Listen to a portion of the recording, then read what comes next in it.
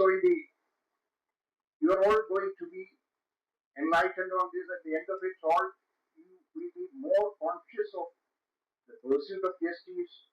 Why do we do these things? How do we maximize the effects of our action in the social field, etc. You will be doing that. You will keep pushing boundaries.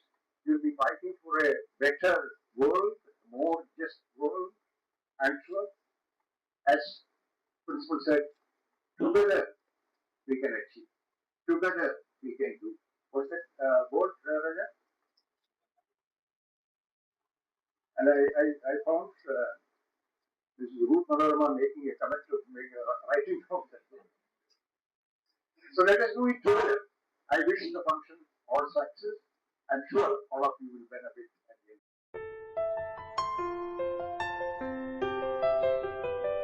On their responsibilities.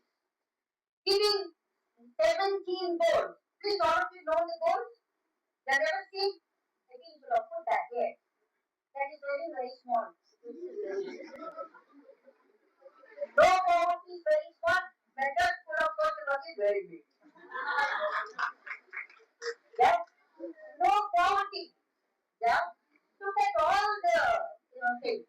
I told you there were several UN meetings and conferences were there until 2015, and government only made documents, declarations, in which I was all there, and one of the major one was women's conferences in China. There were how many people were there from the non-governmental organization. There were about 50,000 people were there. There were about 50,000 government residents. There were only 197 countries were there represented in Beijing. Yeah, a beautiful platform for action has been brought. It is called PFA. That PBFA, Building Platform for Action. What happens? These platforms and action, doesn't bring down the government. They will not bring down the government in order to evaluate them and monitor them every year or every 4th year. Every year or 4th year. But luckily, there are some people. I think mainly, I tell you, not the politicians, but the bureaucrats, administrators said, hey, these guys come always spend a lot of money and stay in big hotels in all over the world. And then they make this beautiful document. Nobody commit themselves. Committing means what? Commitment means putting your resources into that. And every year you are monitored. You know that in 2030, every 5th year, every 4th year, social development goals have been tested and monitored. Do you know that governments are writing reports? I think you all come in very late. You are very forward, sir. And everywhere, Tamil Nadu government, Karnataka government, you have a department planning commission. I was one of the planning commission members in Karnataka.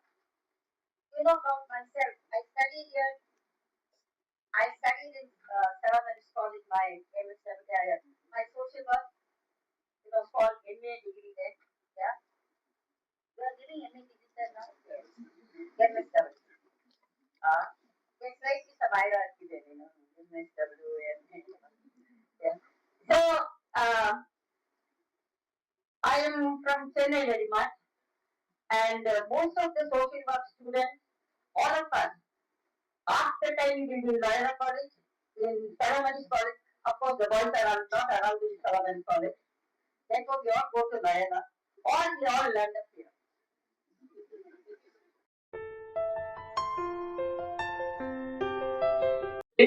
And for Article 51A, which guides the judicial pronouncements. Some of the key judicial pronouncements are sustainable development. Any development has to be sustainable. One has to follow the precautionary principle. It means sometimes you have to take action to prevent environmental harm, even if scientific evidence is not yet unfulfilled. Then, polluter pays principle. sustainable, then public trust doctrine. They held that state must protect natural resources for public enjoyment. In that regard, the very same Honorable Apex Court has come down very heavily on encroachers of water bodies, on forest lands, and they lay down clear cut guidelines saying that they need not necessarily be settled in situ. They have to be given an alternative if such a policy exists in the particular state. Because no one has a right on a commons. I cannot take away the right of another individual to enjoy that. And there are disastrous consequences if you try to enforce water bodies, which I will be going in greater detail in the plenary session when I talk about vulnerabilities to resilience. Now, the importance of social workers, Madam has already talked about. But as far as the environmental thing is concerned, you can be change agents and bring that the environmental interest, clubbing it with the marginalized sections to the forefront. Then youth, they play a very important. Unless we involve the youth in the developmental process, which is environmentally sustainable, what we will have left behind may not be there for a shared future of the future generation. Okay, one flaw in the governmental system which I would like to highlight, though I think Madam may be surprised when I give this example. When I was in NGT, we had a project of national highways where there the alignment was such that more than 1,000 banyan trees were to be removed. They wanted to translocate, that's a different story. The chances of survival of translocation is not that good. But once you remove it from a particular place, what happens is another thing. In addition to that, very different species of large number also have to be cut. But when the alignment is being made, they ensure that the habitations which are also in the same line of pathway, there is a detour. There is a bypass of these habitations. We ask them only one question. Why did you not bypass these trees? Thousands of banyan, actually, as a science student, every tree is an ecosystem. Because it is independent, it's a functionally independent unit. Whereas banyan tree, it is much more. It provides a divergent fauna. So we said no. We have stopped it, and then we asked them to carry out certain studies, and we made them agree to bring down the number of trees to be removed. So these are certain things which we could do being in an NG. There are several such cases. I'm not here to talk about it, but I will just take another 2 minutes very properly and within my time frame. I take this opportunity to thank Madras School of Social Work, Honorable Chairman, Principal, for providing this wonderful opportunity.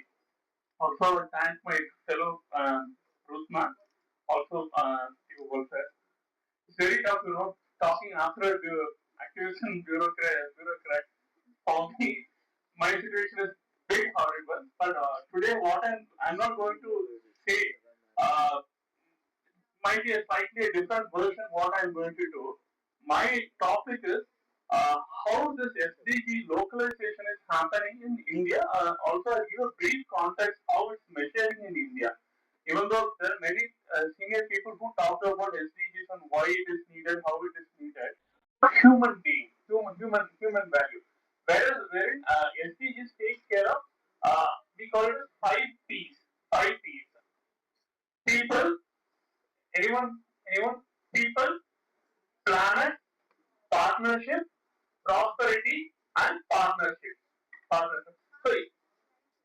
So SDG 17 goals are based on this 5 P. This is a pillar for SDGs. So coming back to SDG, we talk more about SDG localization. SDG localization is nothing but, as Madam also rightly pointed out, this is a transformation of SDG into reality, but aligning with the national framework. Because I cannot say what is needed in India may suit in Sri Lanka, or what may be applicable in Rwanda may not applicable in India, certain things. So SDGs is framed in such a way to align with the local national policy and national frameworks. So this is something you all know.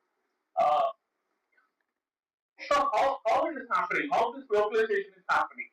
This is happening because see, as per the seventh schedule of the Indian Constitution, there are 61 activities items which comes under the exclusive state power. State power. Also, if we take the total state budget to total expenditure, 16% of the overall the government expenditure comes from the state budget. State budget. So this SDGs also we are focusing more about the localization. And here also the variation in development outcomes and state capacity should, Madam pointed, there should be equal treatment, everything for everyone. See, for example, I'll give you something a later statistics.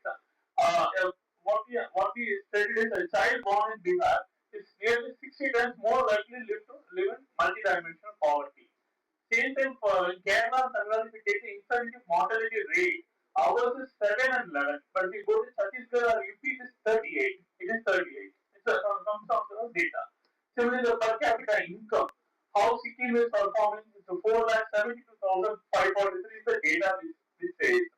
So this kind of differences which is getting monitored. SDG is not giving only the SDG is not giving the solution, or SDG is not giving the complete answer for all the challenges. It's a tool to monitor the performance. So how it works in India? How it works in India? See, my presentation is how it's organically working in the system and how it works at the national level. See, for example, in the national level, Niti Aayog is the custodian setting of the agenda for SDG, monitoring and overall supervision.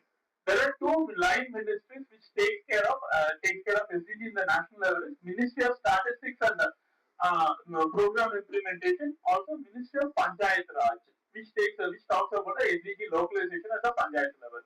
Similarly, what is the role of line ministries? They take care of SDG to the policy level. Policy level. So coming back to the Tamil Nadu, coming back for example the state level, every state got a high powered committee to monitor the SDGs. As far as Tamil Nadu is concerned, there are 8 working groups. 8 working groups.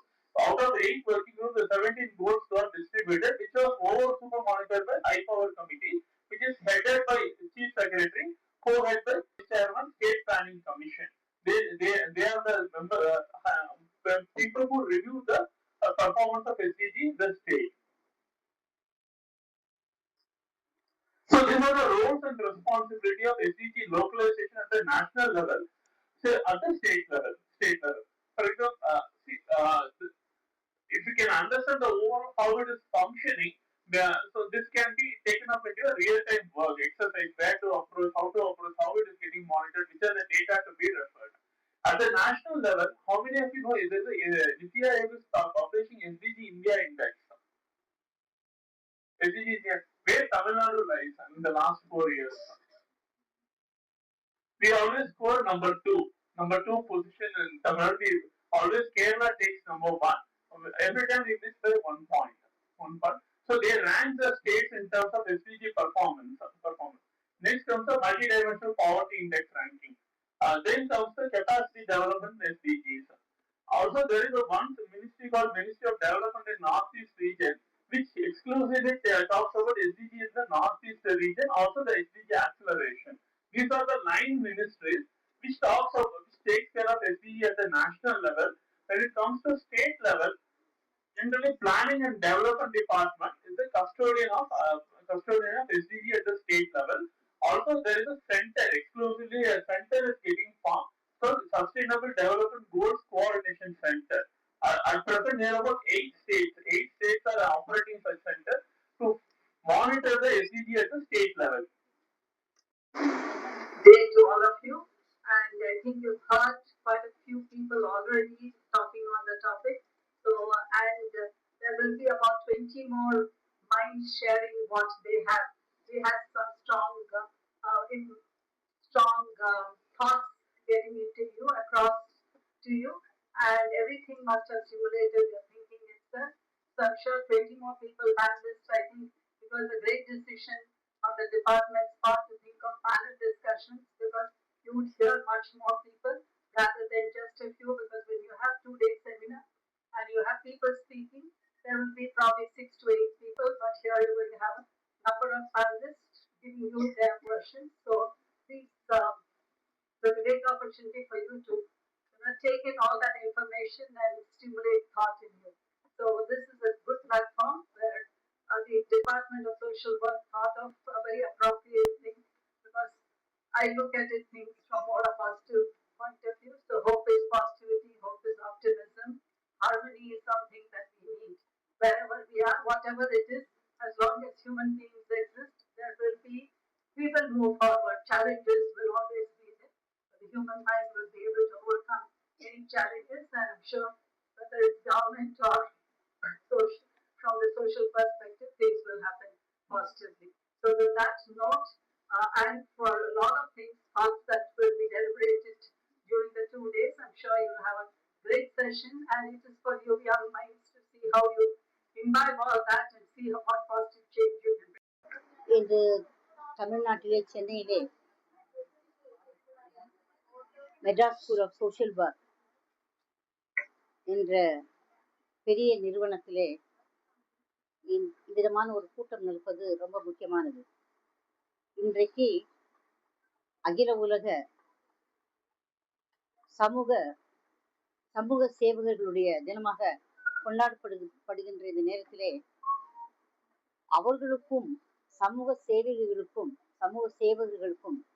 Social work professionals என்று ஆங்கிலத்திலே கூறுகின்றார்கள், அவர்களுக்கும் SDG என்று சொல்லப்படுகின்ற social development goals, சமூக அபிவிருத்தி குறிக்கோள், அவைகளை இணைத்து பார்க்கும்போது இவர்களது பணி என்னவாக இருக்கும் என்று ரொம்ப முக்கியமான காரியத்தை பேசுறாங்க.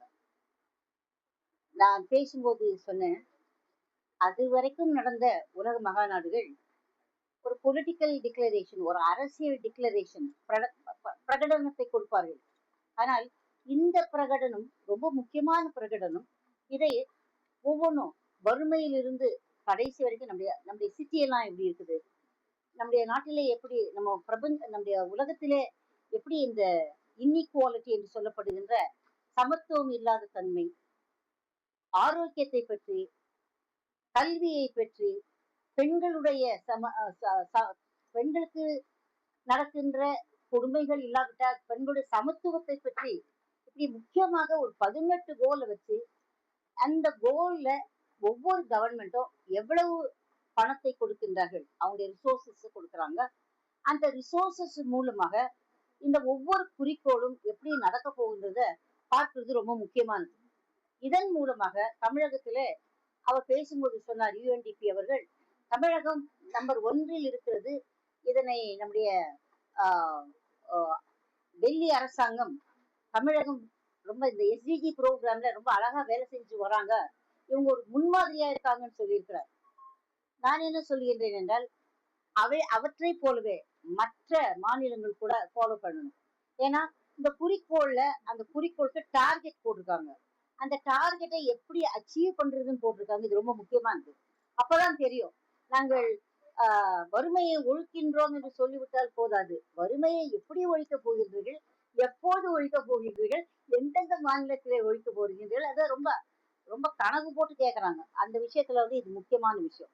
இதுல இந்த சோசியல் ஒர்க்கர்ஸ்ன்றவங்க என்ன பண்ணுவாங்க, சோசியல் ஒர்க்கர்ஸ் இந்த ப்ரோக்ராம் பற்றி மக்களுக்கு முதல் ஒரு ஒரு நாலேஜ் கொடுப்பாங்க, அவேர்னஸ் கொடுப்பாங்க.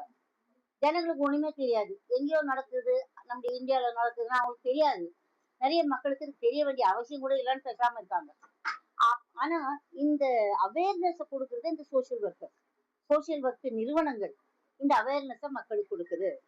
மக்களுக்கு கொடுத்த பிறகு அதனால் கவர்மெண்ட் கொடுக்கின்ற நன்மைகளை எப்படி பெற்றுக்கொள்ளலாம், அதை எப்படி யூஸ் பண்ணலாம், எப்படி வறுமையிலிருந்து வரலாம், எப்படி அவங்களுடைய எஜுகேஷன் லெவலை இது பண்ணலாம். ஸோ இவங்க ஏழை மக்களுடைய அதாவது ஒதுக்கப்பட்ட நிலையில் இருக்கிற மக்களுக்கு, மார்ஜினலைஸ் கம்யூனிட்டிக்கு இவங்க உண்மையாகவே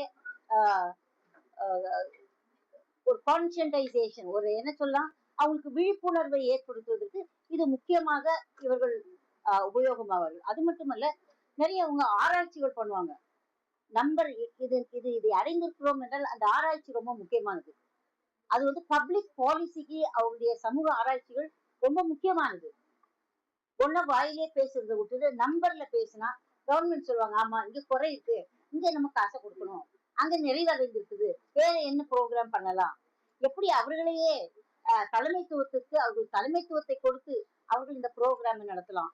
அப்போ அடுத்து வந்து ஒடுக்கப்பட்ட மக்களை ஒன்றிணைப்பது, பெண்களை ஒன்றிணைப்பது, வாலிபர்களை ஒன்றிணைப்பது, அதுவும் ஒதுக்கப்பட்ட சமுதாயங்களில் இருந்து ரொம்ப கஷ்டப்பட்ட மக்களுக்கு இந்த எஸ்டிஜி ப்ரோக்ராம் ரொம்ப உபயோகமா இருக்கும் அப்படின்றதுனால இந்த பெரிய ஒரு ப்ரோக்ராம் எஸ்டிஜி வந்து ஒரு உலகத்திலேயே கொண்டாடப்பட்டு கொண்டு வருகின்ற ஒரு நிலைமை. அப்போ அப்படி இருக்கும்போது இதுல சமூக ஆர்வலர்கள், அதிலும் சோசியல் ஒர்க் டிபார்ட்மெண்ட், அந்த நிறுவனங்கள் என்ன செய்யலான்றத பேசுறதுக்காக வந்திருக்காங்க.